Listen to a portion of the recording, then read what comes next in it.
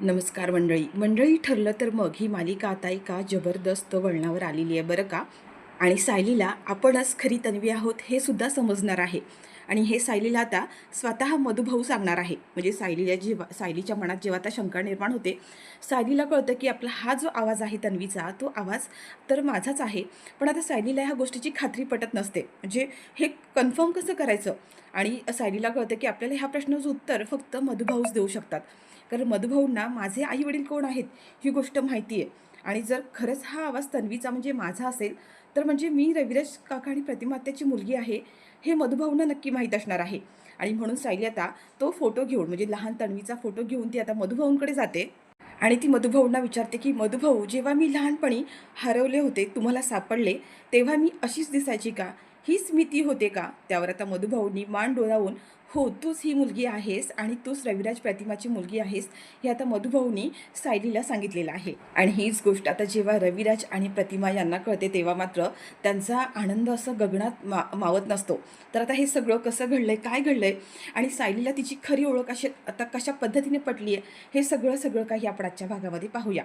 तर प्रेक्षकांनो, आजचा भाग खूप इंटरेस्टिंग आहे, त्यामुळे थोडाही स्किप न करता शेवटपर्यंत पहा. आणि चॅनलवर नवीन असाल, चॅनल अजूनही सबस्क्राईब केलं नसेल तर चॅनल आत्ता सबस्क्राईब करून घ्या. म्हणजेच मालिकांचे असेच येणारे नवीन व्हिडिओज आणि नवीन अपडेट सगळ्यात आधी तुम्हाला आपल्या चॅनलवर पाहायला मिळणार आहेत. मंडळी, आपण पाहिलं की मागच्या भागामध्ये आता अर्जुन केस जिंकलाय. म्हणजे अस्मिताचा आणि सचिनचा जो घटस्फोट होत असतो, ती केस आता अर्जुन स्वतः जिंकलाय. आणि सचिनचे सगळे जे कारस्थानं होती, त्याने जे खोटे आरोप केले होते, ते सगळे आता अर्जुनने इकडे हाणून पाडलेले आहेत. आणि त्यानंतर आता अस्मिताने सचिनला चांगलं सडेतोड उत्तर देत सगळेजण आता तिथून निघून गेलेत. पण आता इकडे अर्जुन हा सायलीला प्रतिमाच्या घरी आणून सोडणार असतो. पण प्रतिमा आणि इकडे आता सुमन दोघीसुद्धा सायलीची खूप वाट पाहत असतात. प्रतिमा म्हणते की ही मुलगी राहिली कुठे, अजून अजून का नाही आली आहे, तिला सायली कधी येते आणि सायलीला कुठे ठेवू कुठे नको असं झालेलं असतं. तेवढ्यात आता अर्जुन आणि सायली दोघंसुद्धा प्रतिमाच्या घरी आलेत.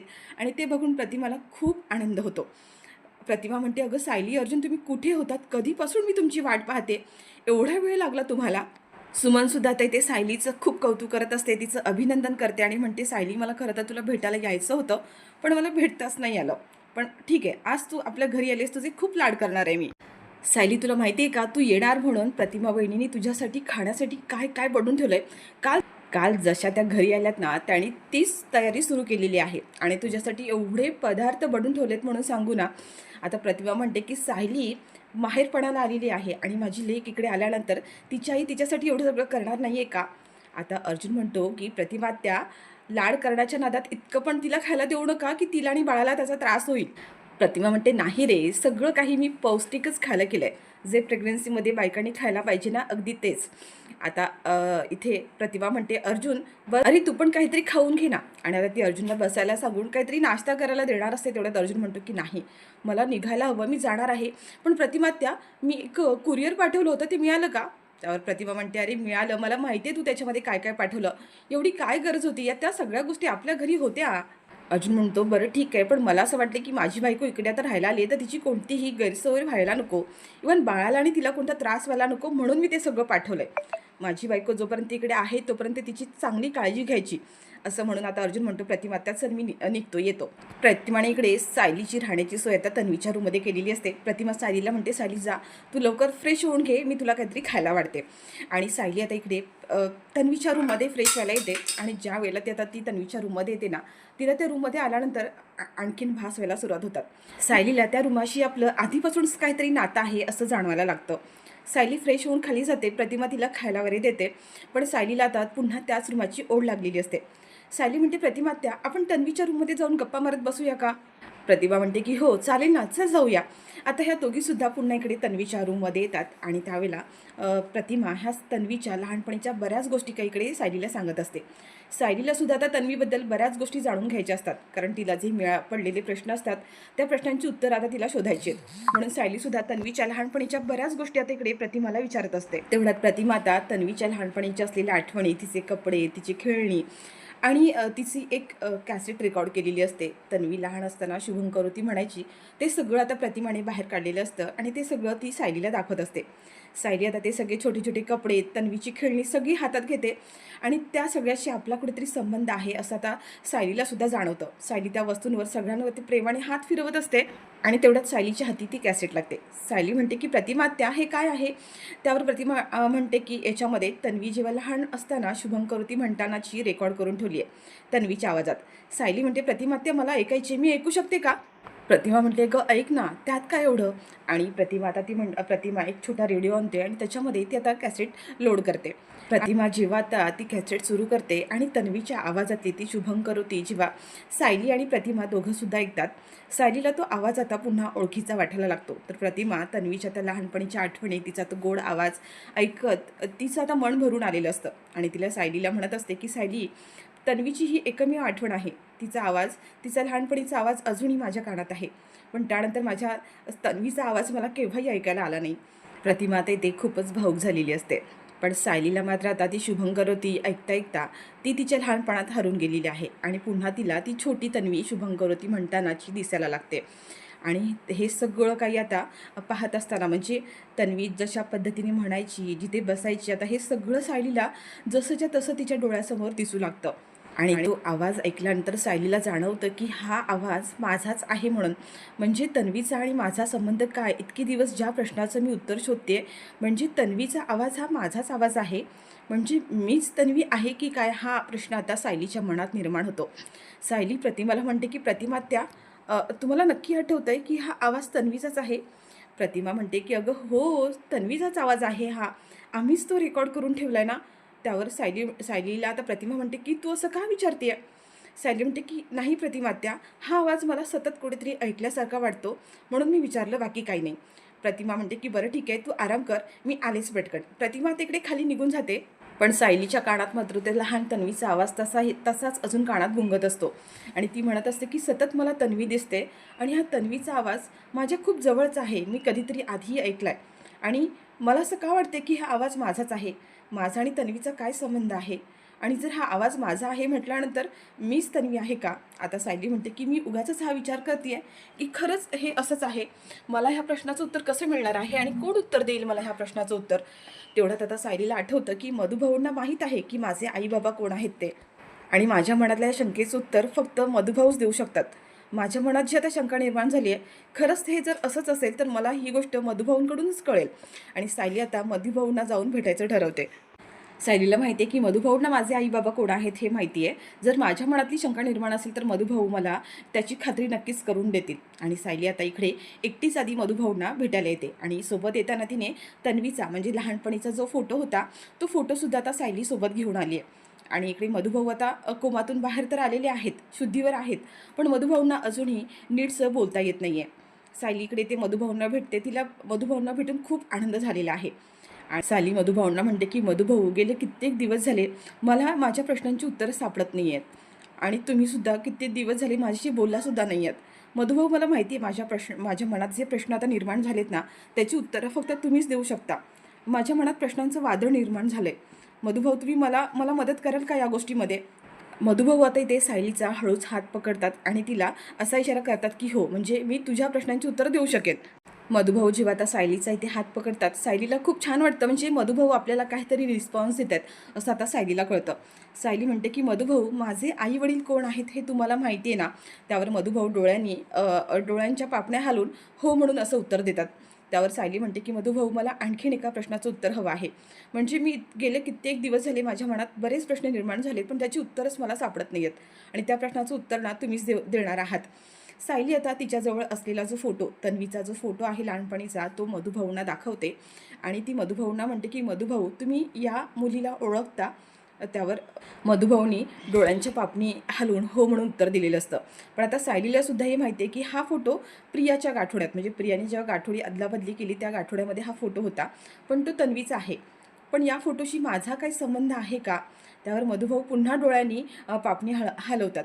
सायली म्हणते की म्हणजे मधुभाऊ, ही तन्वी तुम्हाला लहान असताना सापडली होती म्हणूनच तिचं गाठोडं आपल्या आश्रमात होतं, पण मग ही तन्वी आहे कुठे?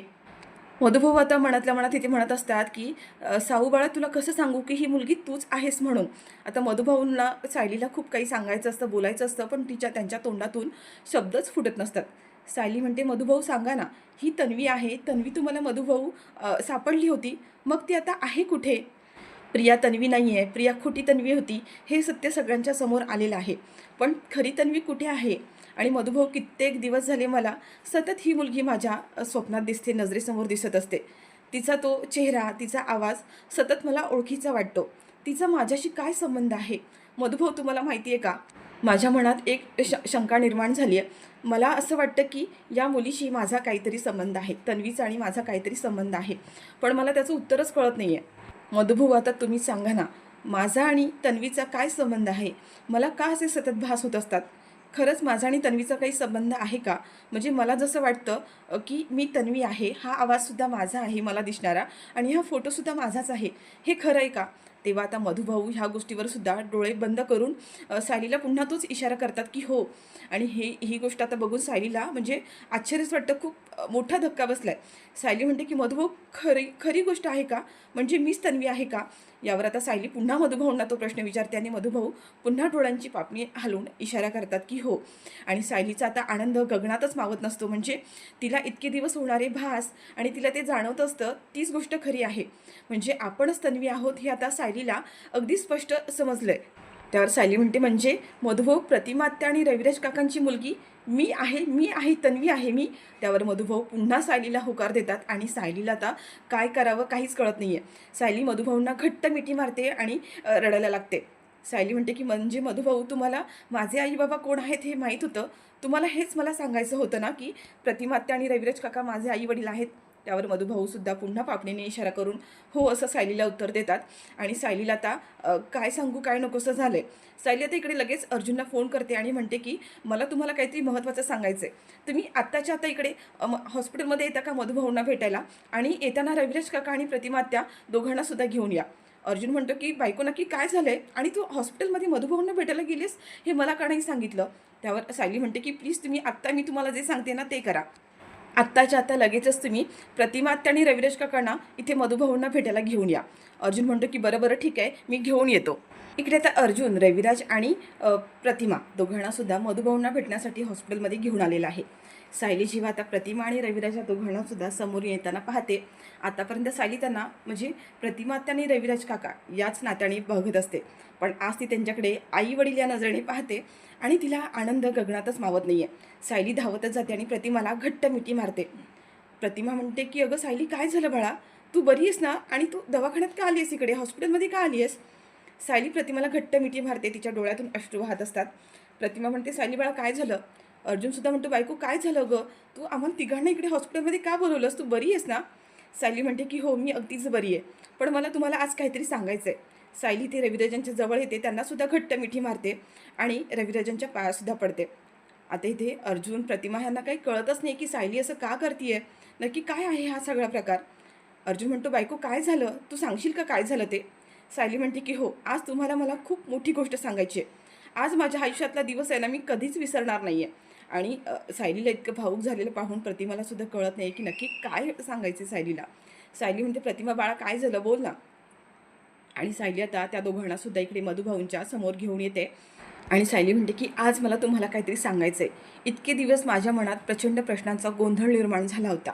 त्या प्रश्नांची उत्तरं मलाच मिळत नव्हती आणि त्या प्रश्नांची उत्तरं जोपर्यंत मिळत नाहीत ना, तोपर्यंत मला तुम्हाला कोणाला काही सांगताही येत नव्हतं. पण आज मला माझ्या सगळ्या प्रश्नांची उत्तरं मिळालेत आणि ती उत्तर मला मधुभाऊने दिले. आणि सायली आत्तापर्यंत तिला होणारे जे भास होत असतात ना, ते सगळं काही ते आता रविराज, प्रतिमा आणि अर्जुनला सांगते. आणि ती म्हणते की मला ह्या प्रश्नांची उत्तरं मिळत नव्हती, म्हणून मी आज मधुभाऊंना येऊन भेटले. आणि हा फोटो मी मधुभाऊंना दाखवला, तेव्हा मधुभाऊंनी सांगितलं की ही जी मुलगी आहे ना तन्वी, ती मी आहे. लहान असताना मी जेव्हा सापडली मधुभाऊंना, तेव्हा मी अशी दिसायची आणि हाच फोटो मधुभाऊंनी ठेवून दिला होता. आता ही गोष्ट ऐकल्यानंतर रविराज आणि प्रतिमा दोघंसुद्धा भावूक झालेले असतात. त्यावर प्रतिमा म्हणते की म्हणजे सायली, तू आमची तन्वी आहेस का? त्यावर सायली म्हणते की हो. आणि आता ती मधुभाऊंच्या जवळ दोघांनासुद्धा घेऊन येते आणि हाच प्रश्न आता ते मधुभाऊंना पुन्हा विचारतात. तेव्हा मधुभाऊसुद्धा रविराज, प्रतिमा आणि सायलीचा हात हातात देत म्हणतात की ते सुद्धा डोळ्यांनी इशारा करतात की हो, सायलीच तुमची तन्वी आहे, सायलीच तुमची मुलगी आहे.